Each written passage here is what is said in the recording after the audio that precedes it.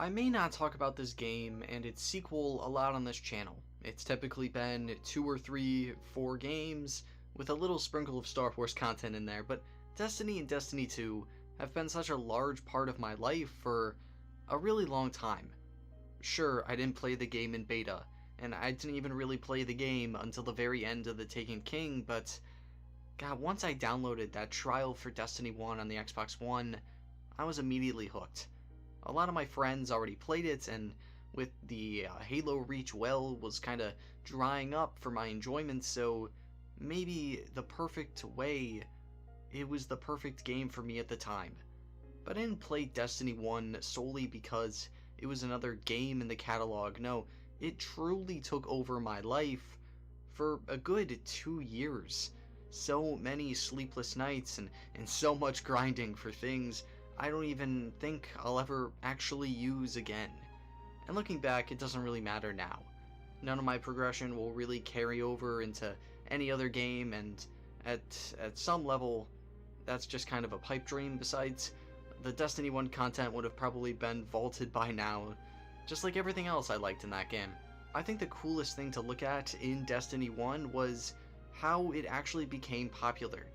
This game released in one of the worst states imaginable for 2014. It was a very weird era for gaming. Call of Duty was switching over to new, braver ideas with Advanced Warfare. 343 took over for Halo in the Microsoft realm and released Halo 4, whose multiplayer died shortly thereafter and was on the verge of Halo 5. And more importantly, a shift to a new console. And left alone for, 4 or 6 years was Bungie. That Studio 343 replaced. They struck gold with Halo CE back in the day and were on pace to do it again. They say lightning doesn't strike twice, and it almost didn't. The story abruptly ended with little to no payoff, and I'm not even understanding what lore and the intentions are in the game, because you couldn't really see it in the game. You had to go to a website with grimoire cards, and it was very sparse at the very start. Not to mention the countless changes that the game had in development. And many might say that the first 2 DLCs were not the best, yet Bungie kept going and people kept playing, so while they did not capture the mainstream appeal just yet after missing their window with the release, things were going to change, and change they did. Mainly just because little Spencer decided to pick up the game.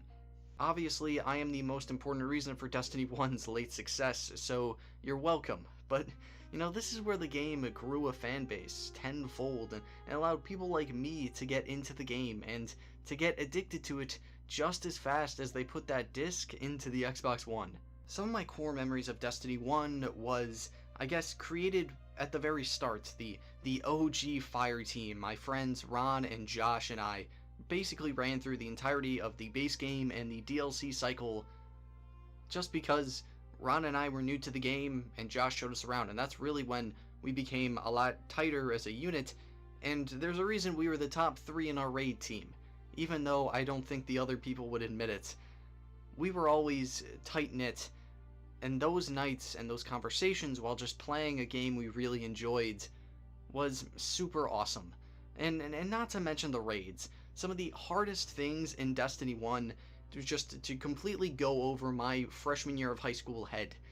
It was completely stupid, and it was honestly just harder trying to balance out our school calendars than it was figuring out how to defeat Oryx. Sure, we had times where we just ran through Crota and did Wrath of the Machine in one night, but we would take maybe 4 days to beat King's Fall. We were never the best Destiny players. We never focused on optimization or whatever. We just kind of ran in with our heads in the sand and hoped for the best, and that was some of the best moments I've had. Not to mention the cooler things like the Sparrow Racing League or getting my friend Nick into the game for him to immediately decide to hate himself and grind it out and hate himself even more. Or my friend Alan playing Destiny for one single day and then just getting off because he did not enjoy it. Or us bringing raid terms into Minecraft and Alan getting pissed off.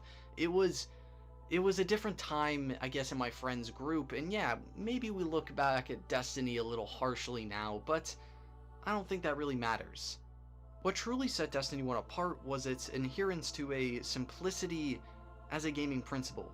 In the gaming landscape, it's often cluttered with convoluted systems and overwhelming mechanics. Destiny 1 dared to be elegantly straightforward. It embraced the mantra of easy to pick up, difficult to master, inviting players of all skill sets and levels to embark on the destiny without feeling alienated or overwhelmed. And in many ways, that's why I thought Destiny 1 was the greatest game of all time. In middle school, I played Halo religiously, and there's something to be said about Bungie's FPS control design and how that should be studied. It felt like I was just playing another Halo game. Sure, it had extra steps, but I wasn't relearning how to play a new game. It just felt like a distant cousin. And that's what I fell in love with. Games today try so hard to be as complex as possible, to look as complex and graphically sound as possible. And when they do that, I think that's kind of what that means, to lose the sight of what a video game is.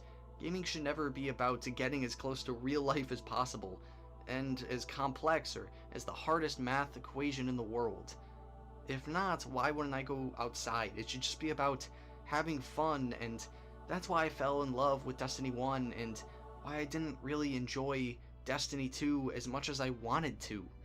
Something along the way made me stop having fun, and that's why I think Destiny 1 is just a better game. Its brilliance lies in the fact it remained true to its core identity. A looter shooter that welcomed both casual players seeking thrilling gunplay and hardcore enthusiasts ready to slave their life away for one single gun. This balance was the foundation upon which Destiny 1's magic, I believe, was built. It stands to a testament to the power of simplicity in gaming. It wasn't just a game, it was an experience I gave my life so many times over. As Destiny 2 and other expansions, especially with Lightfall coming out, it's heading into the final shape, and I think a bit of that magic is gone. The simplicity that made Destiny 1 a phenomenon isn't that guiding light anymore. Instead, it's focusing a dark turn of microtransactions. Destiny 1 did not escape this, but it got out way before Destiny 2's Eververse ever truly saw the light of day. Sometimes the purest form of gaming lies in the magic of simplicity. I hope you liked that little rhyme at the end. If you enjoy what I do, maybe consider checking out some of my other stuff. Thank you so much.